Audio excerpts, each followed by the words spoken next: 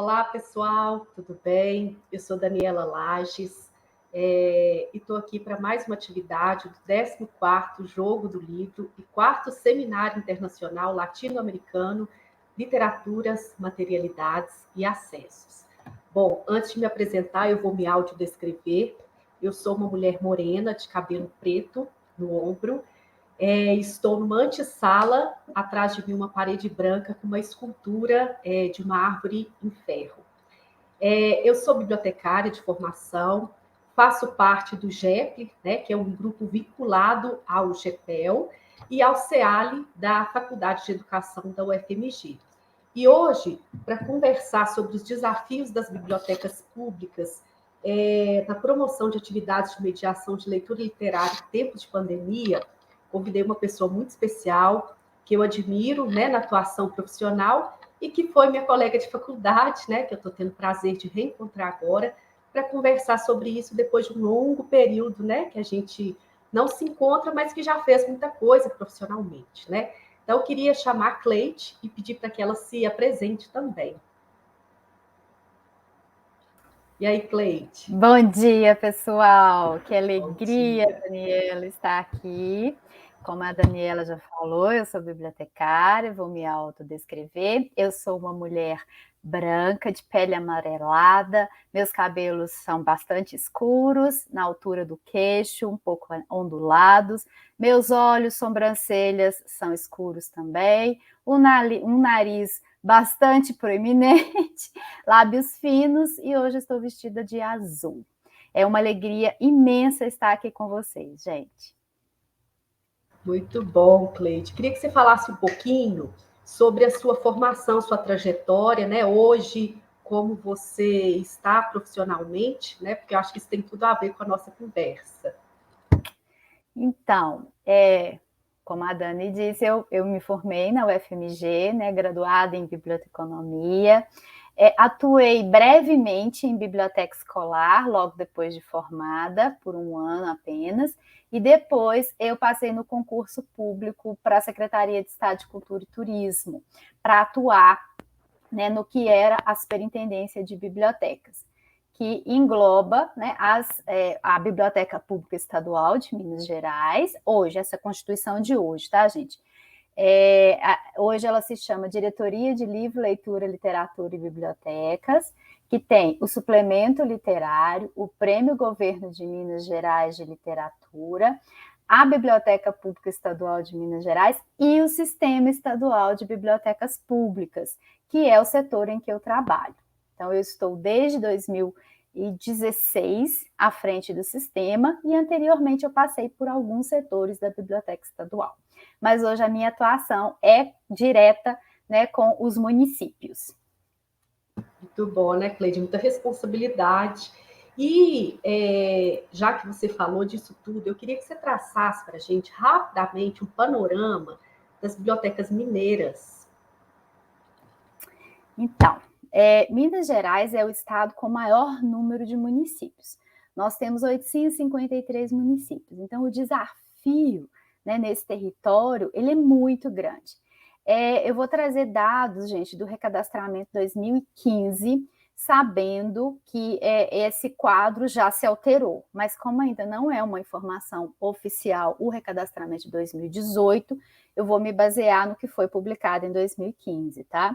Nós temos cerca de 820, em 2015 a gente tinha cerca de 820 bibliotecas públicas em cerca de 750 municípios, ou seja, nós temos municípios que ainda não têm nenhuma biblioteca pública, né, municipal. Então, são mais de 100 municípios aí que não têm a sua biblioteca. Então, esse é o grande desafio, né, que a gente tem em Minas Gerais. Outra questão é a qualificação das equipes das bibliotecas, porque apenas cerca, acho que de 15%, não muito mais que isso, das nossas bibliotecas em 2015 tinham o profissional habilitado em biblioteconomia. Então, a gente tem outras áreas atuando, né, na biblioteca, nas bibliotecas, mas graduado, né, o bacharel em biblioteconomia são poucos, se você pensar nesse universo aí, né, de 800 municípios.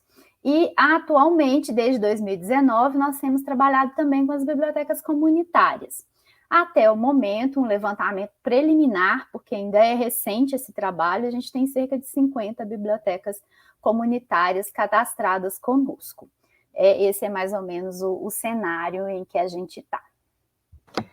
Ou seja, muita coisa para avançar, né, Cleide? Mas, enfim, né? Essa é a luta mesmo, né?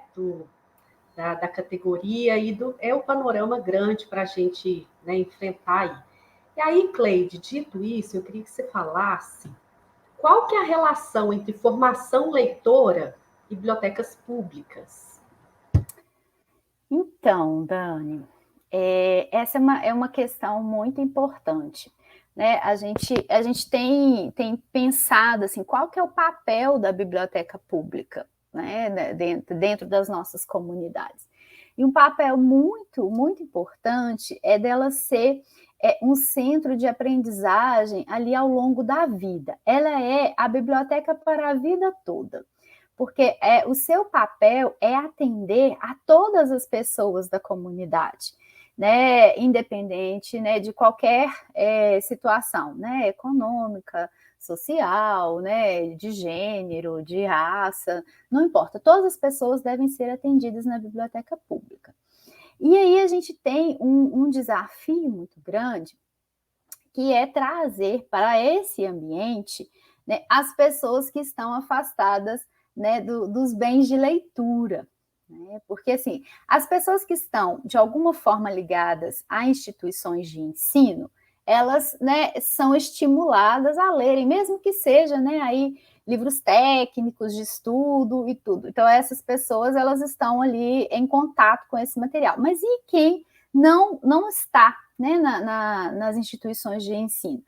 Esse é o desafio da biblioteca pública, né? É ser o espaço em que todas as pessoas possam ter acesso a esses bens de leitura. Sejam livros informativos, porque a biblioteca é um espaço, né, de conhecimento científico, que a gente está precisando bastante ultimamente, seja de livros literários, né, que a gente tem também essa questão da literatura, da biblioteca ser o espaço privilegiado da literatura. Então, a gente pensa nessa perspectiva também. Exatamente, Cleide. Muitas coisas importantes aí que valeriam discussões, né, por si só. E aí, eu acho que antes, então, da gente falar sobre os impactos da pandemia, né, porque você já trouxe aí muitos elementos para a nossa conversa, eu vou, então, passar um depoimento do Jean, né, que é responsável pela Biblioteca de Pirapora, e aí a gente vai poder conversar mais sobre algumas dessas coisas que você trouxe. Então, vou compartilhar aqui com vocês a tela. Isso.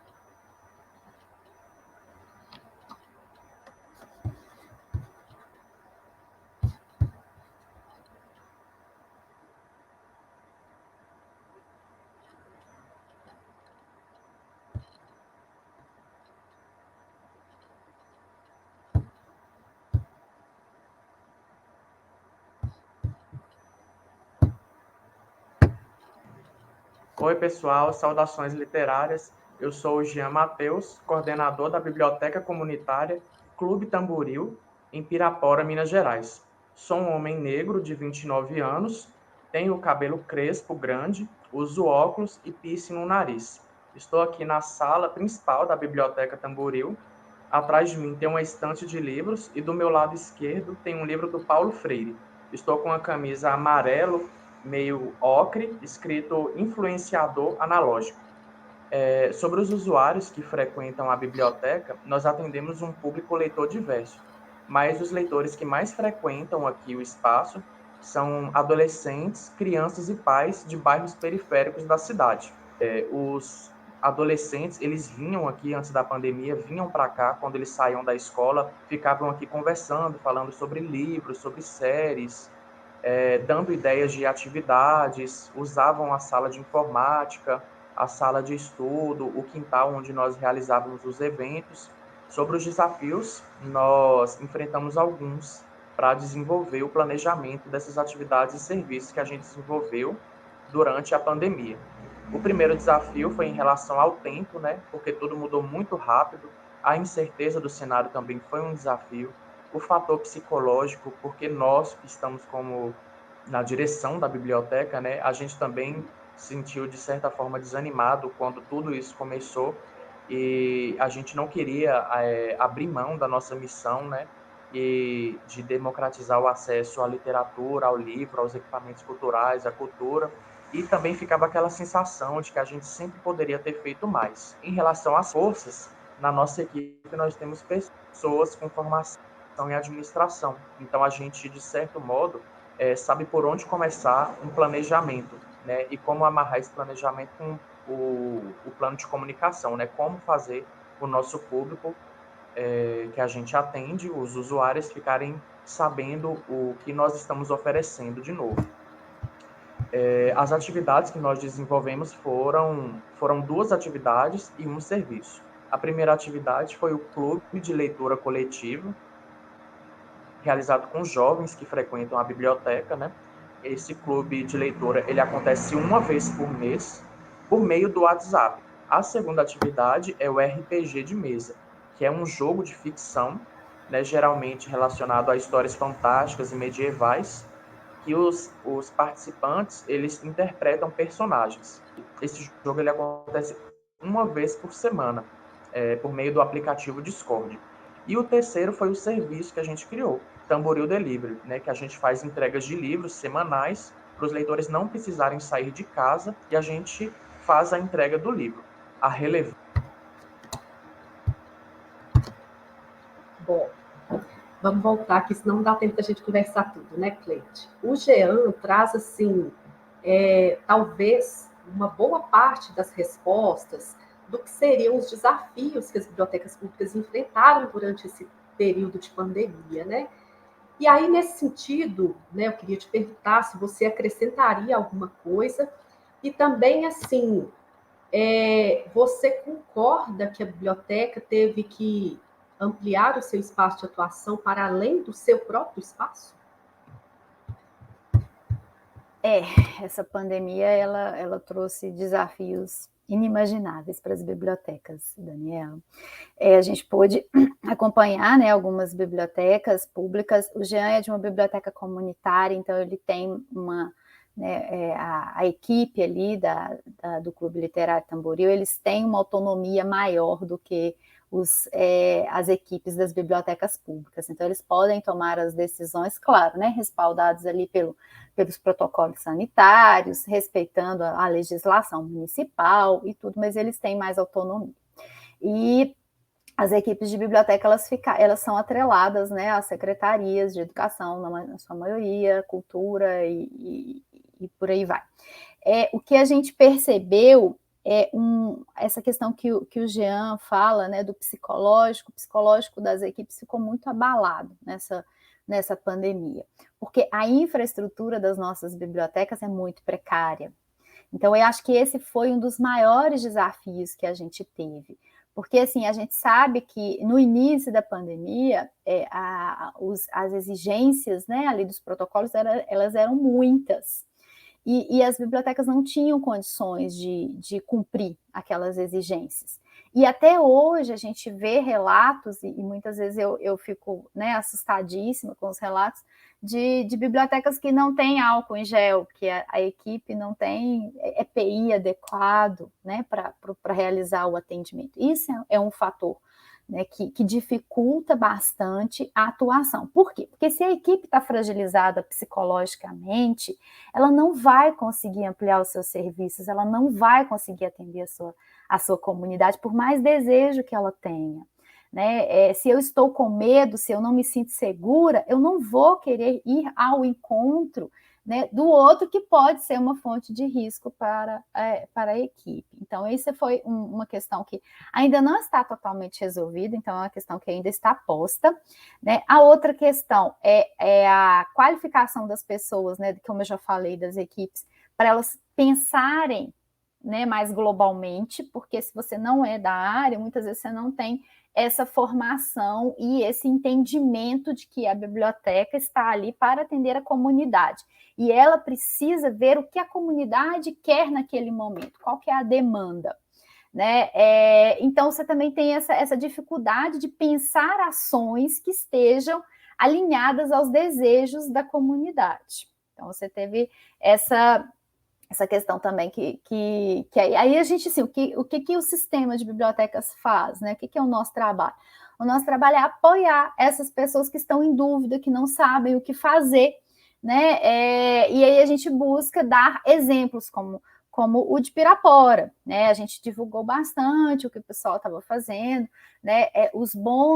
As boas práticas a gente divulga para ver se incentiva aquelas pessoas, né, que não pensaram, não tiveram aquela ideia, que elas possam se inspirar e fazer o seu serviço. A gente viu isso muito acontecer isso muito nas nossas bibliotecas. Eu vi fulana fazendo lá em tal município, eu vou fazer aqui no meu também. Então, essa troca, né, entre as equipes, ela foi muito intensa durante a pandemia, né, e a gente viu que surtiu bastante resultados. Antes a gente tinha equipes bastante resistentes às tecnologias como essa que a gente está tendo aqui agora, as videoconferências, né? E agora a gente está conseguindo fazer esse contato com as equipes e colocá-las em contato entre si com mais facilidade. Porque, assim, ou é isso, ou é isso. Isso está colocado, né? Então, elas acabaram tendo que se adaptar.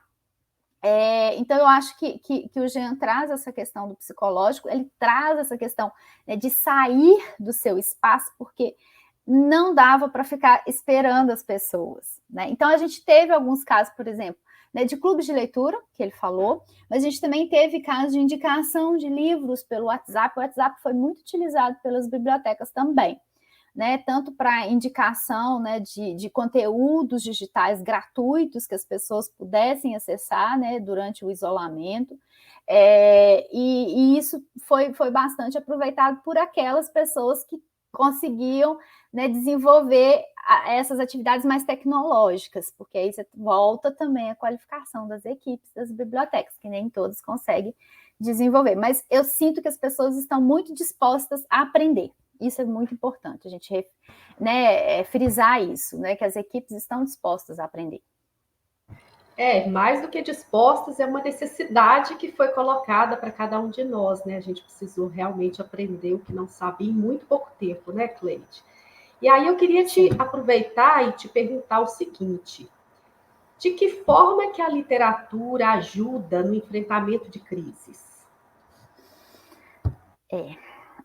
Eu acho que a literatura ela tem uma capacidade que eu acho que nenhuma outra expressão artística tem. Ela consegue fazer com que a gente viva a vida de outros, né? Então, quando você está lendo, você pode, viu, gente? Porque assim, a gente tem histórias de leitores que não desenvolveram isso, né? A gente sabe. Mas é uma potencialidade, né? Ela tem essa potencialidade de desenvolver a empatia. Então, eu consigo, né, por meio da literatura, vivendo outras vidas, trazer aquela experiência, né, sentir a experiência do outro, do retratado ali, para a minha própria existência. Então, como que... E aí a gente tem alguns livros que foram muito lidos agora na pandemia, né? Pessoas revisitando clássicos como A Peste, do Camus, né? 1984. As distopias estão em alta, né? Não sei por quê, a gente sabe por quê que elas estão em alta, né? Essa configuração política, econômica, social, elas colocam, né, esse tema, né, das distopias na pauta. E aí a gente quer isso, a gente quer buscar, né, viver outras vidas, e depois que você termina a leitura, você tentar aprender ali com aquela experiência vivida, porque você vive aquela experiência junto com os personagens, né, retratados. Acho que é um pouco por aí, assim. É muito por aí, né, Cleide? É isso mesmo. É tudo isso e muito mais, né? Mas só aí já tem muita coisa. E antes da gente retomar um pouco essa questão que você colocou, que eu acho que é muito importante, ficou muito evidente, né, da empatia, da solidariedade, e como que a literatura foi um recurso terapêutico nesses tempos, né, de dificuldade, de pandemia, eu queria compartilhar mais um depoimento. Esse agora é do Guilherme, que é lá de Andrelândia, e ele também vai falar um pouquinho sobre isso que você falou, então, para a gente, né, continuar e finalizar a nossa conversa com esse ponto que eu acho super importante. Então, vamos lá.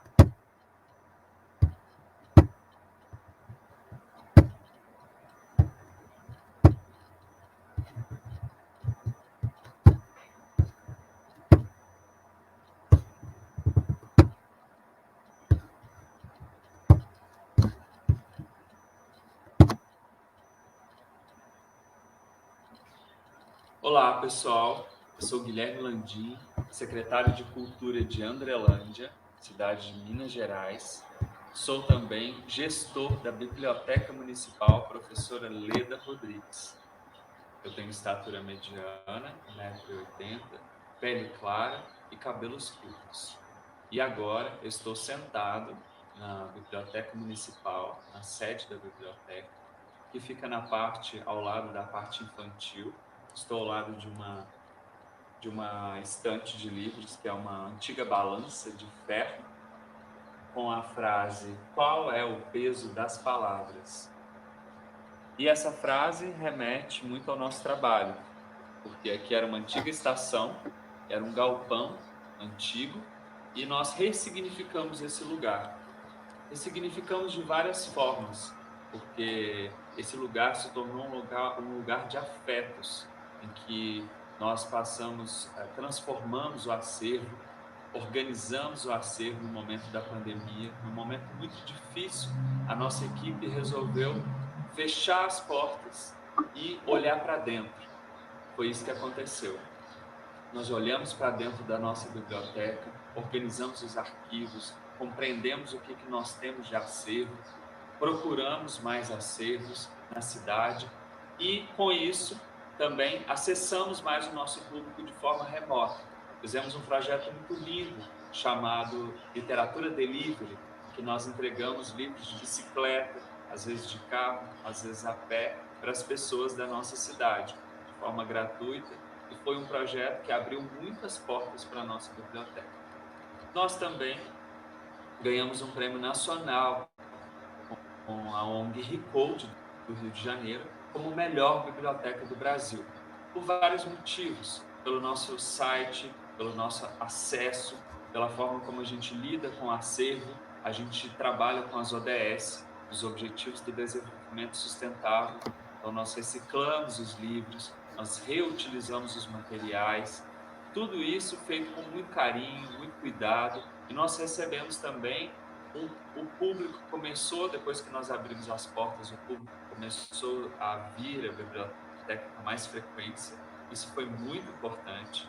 E a gente também trabalha na perspectiva de organização da biblioteca de uma maneira muito orgânica e de uma maneira muito participativa.